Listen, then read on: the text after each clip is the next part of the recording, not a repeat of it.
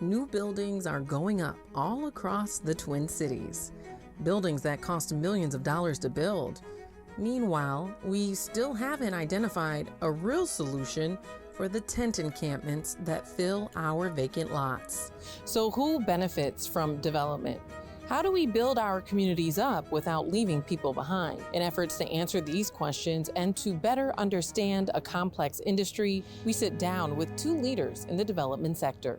Do you really feel like we're at a place where the development sector across the Twin Cities has become equitable? No. As a Black woman in an industry dominated by white men, Kenya McKnight-Ahad, CEO of the Black Women's Wealth Alliance, is blazing a trail. She was recently awarded $800,000 from Hennepin County to help with her $9 million development in North Minneapolis. African Americans have the largest commercial property ownership percentage on West Broadway than any corridor across the state. At least 30 of us own properties.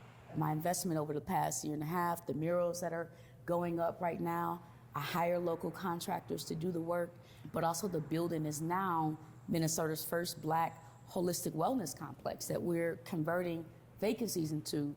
And so I'm making it a place of love, an oasis in the middle of the hood.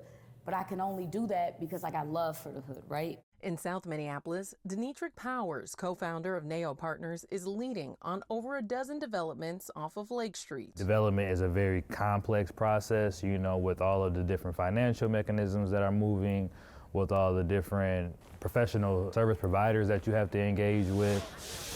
Lake Street Council estimates between $400 to $500 million in damage following the murder of George Floyd, leaving the immediate neighborhood vulnerable to gentrification. Gentrification fears are real and are occurring all over the Twin Cities. And when you have the kind of damage we saw during the civil unrest, that could create the ripe conditions for that kind of activity.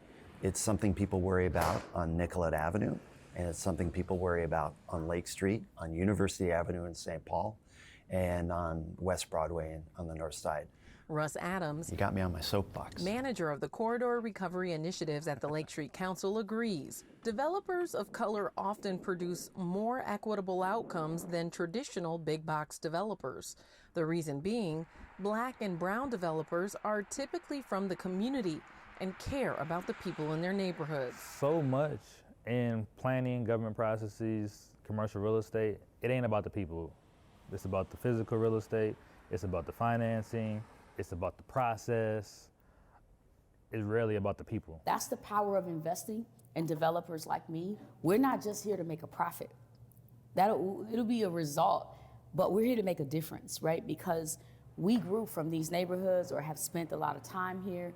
We understand our people, right? And some of the needs of our youth and just all of that. And we're here to just serve that. We're servant leaders. So how can we reform development to be less about profits and more about people? That's the fight. That's the fight. It's longer than 12 rounds, I'll tell you that. Especially when the city is moving forward with redeveloping sites like George Floyd Square and the 3rd Precinct without having everyone on board. And I think you have to invest in leadership and opportunities from the inside out. And the approach has been from the outside in.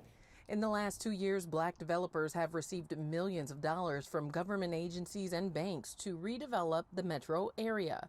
And while Denetrick and Kenya both agree the development space has become more diverse, there's a lot of reform needed within the industry for it to truly be equitable for Black developers. Black and brown businesses don't get the same opportunities as white businesses.